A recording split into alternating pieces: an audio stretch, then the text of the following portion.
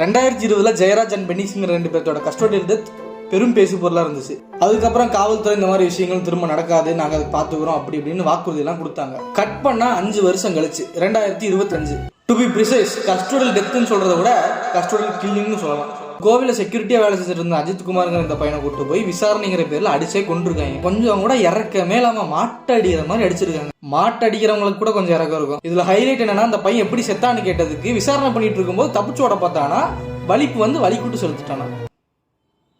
சத்தியமா எனக்கு என்ன சொல்றேன்னு தெரியல. வலியவர்கள் எளியவர்கள் இடத்துல அவங்களோட வலிமையை காட்டுறது எந்த வகையில வலிமை எனக்கு சத்தியமா புரியல.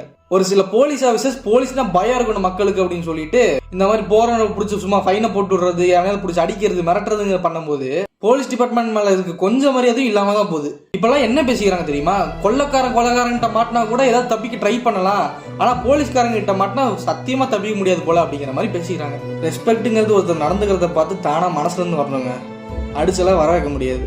இன்னொரு விஷயம் என்னன்னா, சில பேருக்கு 5 வருஷத்துக்கு முன்னாடி இந்த சமூக அக்கறை இப்ப எங்க போச்சுன்னு தெரியல, தேடிட்டு இருப்பாங்க நினைக்கிறேன். பாய்.